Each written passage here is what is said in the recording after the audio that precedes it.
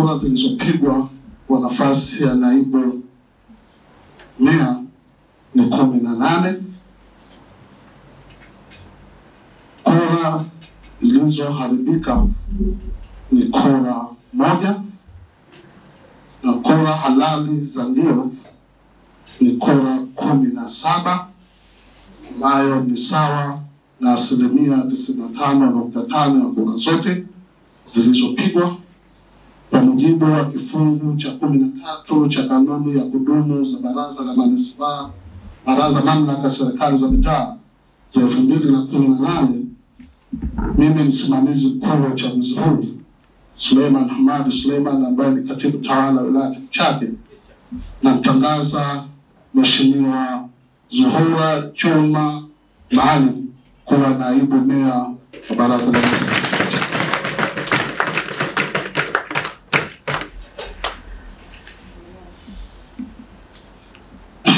Kwa upande wa meya, kura zilizopigwa ni 18, hakuna kura iliyoharibika.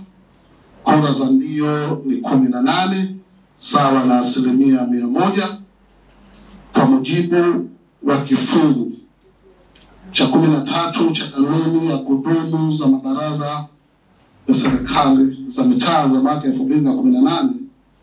Mimi Suleiman Hamad Suleiman, katibu tawala wa wilaya Chake, ambaye ni msimamizi mkuu wa uchaguzi huu, na mtangaza rasmi Mheshimiwa Suleiman Makame Ali kuwa meya Baraza la Manispaa Chake. Makame Ali nimechaguliwa wa meya katika Baraza la Manispaa Chake Zanzibar, na hapa kwamba nitaitumikia afisi ya Baraza la Manispaa Chake na nitakuwa mwaminifu katika kutekeleza majukumu yangu ya umeya wakati ya ufahamu wangu na uwezo wangu katika kutekeleza katiba ya Zanzibar ya mwaka 1984, sheria ya mamlaka ya serikali za mitaa na sheria ya serikali za mapinduzi ya Zanzibar, na kanuni na miongozo ya serikali kuu na serikali za mitaa. Mwenyezi Mungu nisaidie.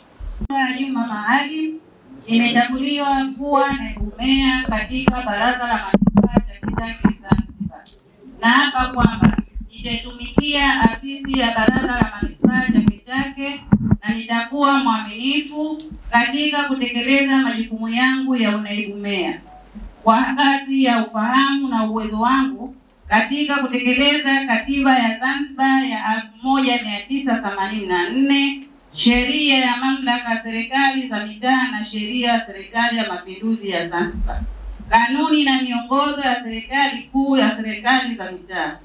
Mwenyezi Mungu kuambia tushirikianeni na mstahiki meya wetu, tushirikiane na mkurugenzi pamoja na watendaji kuhakikisha kwamba manispaa yetu ya wilaya Chake inabakia bora kwenye suala zima la kimaendeleo. Tutambue kwamba baraza letu hili la manispaa lina kazi kubwa mbili. Moja ni ukusanyaji wa mapato, la pili ni suala zima la usafi. Tunatakiwa mji wetu huu uwe safi upande wote. Waheshimiwa madiwani, tuendelee kumshauri mkurugenzi, tuwashauri watendaji. Mji wetu wa Chake ukiwa safi, baraza letu la manispaa kupitia meya wetu huyu, basi kila pembezoni ya dunia hii itazungumzwa Chake iliyo safi na salama. Kwa madiwani, miongoni mwa jukumu letu hili ni kuhakikisha kila mmoja kwa upande wake, kwa nafasi yake, aumwe kwenye suala la usafi.